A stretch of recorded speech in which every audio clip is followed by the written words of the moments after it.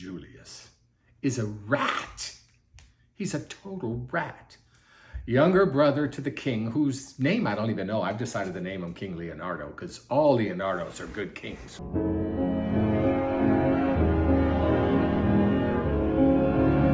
For a king, he's quite comfortable amongst the commoners, recognizes that the commoners are important. Julius, Basil Rathbone, he doesn't like commoners. He doesn't like the riffraff. He's so far above it. What a rat. He throws the first punch of his life on Griffith in front of his brother, so Griffith can't do anything. But Griffith wouldn't do anything because Griffith is too smart to do anything to Basil Rathbone. He's way too smart for that. Instead, he takes it on the chin. He could have probably taken 50 on the chin from Basil Rathbone, who probably never did anything but a sucker punch in his life. Just a deplorable person. We just don't like him. I don't care what becomes of him in the future. I don't like him. He's evil, with evil intentions. And he's going to do something about that. Well, his big brother pointed out that he's second in line to the kingdom. Let's keep in mind, too, about kings, that often they just become kings from being commoners who lead an army and defeat whoever the king was before. King Leonardo is not like that. He's a good guy. I like King Leonardo.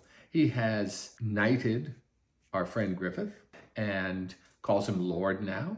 And you know who hates that? Basil Rathbone. He hates it. Basil is head of the White Dragons, the King's Guard.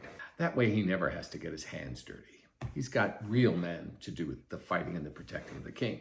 In fact, if you were to ask that rat, he would lie. But his intentions would be to take over when the king somehow dies. Now, there's another rat in the kingdom, a worse rat, if that's possible. Minister Foss. It looks like Varys from Game of Thrones.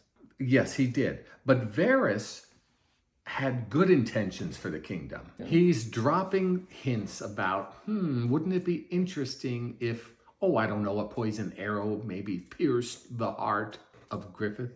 Because he hates Griffith now. You know why? Because his big brother anointed him, basically. Turned him into a lord.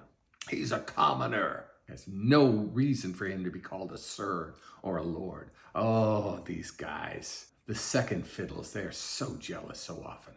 So he meets the guy, he meets Foss, and they find a rascal to do the poisoned arrow. Now, before that, it's very interesting, I think. But Guts, he doesn't get all this kingdom stuff, this sir. He has no interest whatsoever in being a sir or anything else. He's just looking for the next fight, the next battle. But he's come to really respect Griffith.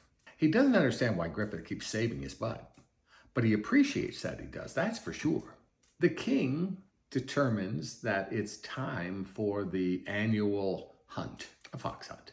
Griffith is all for it. It's not like a battle or anything, or chasing a fox around with a bunch of dogs, a bunch of hounds.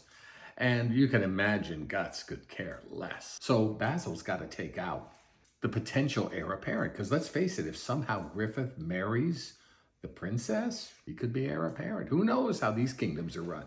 So, princess is very pretty, as all princesses are, aren't they? She decides to come out. And you know why? She's got her eyes on Griffith. And I think Griffith has his eyes on her. You know why? Because Griffith wants to be king. And who else wants to be king? Basil Rathbone. By any means possible. What's going to happen next? The fox hunt, the rascal, the crossbow, the poison tip. I just know that an arrow has flown, and who do you think it hit? Griffith in the heart. Pretty bad. Bad news coming. So that's where we've gotten.